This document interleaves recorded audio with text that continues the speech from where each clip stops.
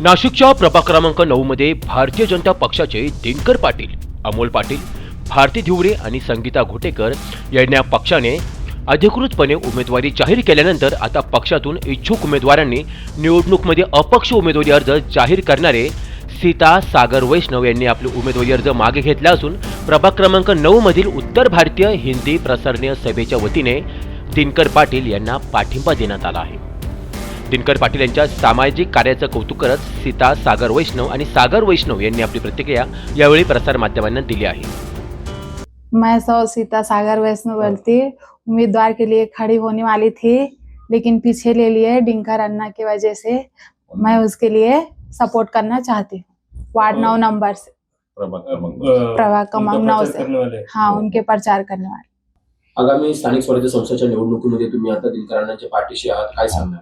हो, मी सागर वैष्णव, भारतीय जनता पार्टी सक्रिय सदस्य नाशिक महानगर आणि गोरक्षक नाशिक शहर। माझी मिसेस सीता सौ सागर वैष्णव या सीता वैष्णवचा प्रभाग 9 मधून क गटातून सर्वसाधारण महिला यांच्याकडनं आम्ही फॉर्म भरण्यात आला होता। तर साधारणतः पक्षांनी आपल्याला असं जाहीर केलं की आपल्याला त्या ठिकाणी आपले दिनकर अण्णा पाटील यांचं तिथं आपलं पक्षासाठी तिकीट जाहीर झाल्यानंतर मग आम्ही सीता वैष्णव सागर वैष्णव असं ठरवलं की या प्रभागातून जे अण्णांनी जे केलेले कामं आहे ते अतिशय एकदम म्हणजे बोलण्यासारख्यांनी असे कामं अण्णांनी आमच्या वार्डातून केलेले आहे। तर आम्हाला बरेचसे लोकांचे पक्षाचे आम्हाला कॉल आले होते, पण आम्ही त्यांना एकच सांगितलं, आम्ही कधीही आपलं पक्ष सोडून जाणार नाही, ते काही असो, उमेदवारी कोणाला भेटो। मग पक्षाने आम्हाला असं सांगितलं की आपल्याला ह्या टायमाला जे इच्छुक उमेदवार आपण तिथे दिलेले आहे प्रभाग 9 मध्ये त्यांना भरघोस मतांनी आपल्याला निवडून द्यायचं आहे आणि आपल्याला दिनकर अण्णा पाटील यांच्या पाठीशी खंबीरपणे उभे राहून महाराष्ट्रातील सगळ्यात मताधिक्याने या प्रभागातील प्रभाग क्रमांक 9 मधील सर्व इच्छुक उमेदवारांना भरघोस मतांनी निवडून द्यायचं आहे। दरम्यान उत्तर भारतीय हिंदी प्रसारणीय सभेच्या वतीने दिनकर पाटील यांना पाठिंबा दिल्याने दिनकर पाटील यांनी देखील आपली प्रतिक्रिया अटल न्यूजकडे व्यक्त केली आहे। नाशिक महानगरपालिका सार्वत्रिक 2026 ची निवडणूक होऊ घातलेली आहे। आम्हाला महाराष्ट्राचे मुख्यमंत्री माननीय देवेंद्र फडणवीस साहेब, नाशिक जिल्ह्याचे पालकमंत्री गिरीश भाऊ महाजन, या मतदारसंघाच्या आमदार शिमाताई हिरे यांच्या माध्यमातून प्रभाग 9 मधून अ मधून भारती धिवरे, ब मधून मी दिनकर पाटील, क मधून संगीताताई घोटेकर, ड मधून अमोल पाटील आम्हाला अधिकृत उमेदवारी मिळाली। या प्रभागामध्ये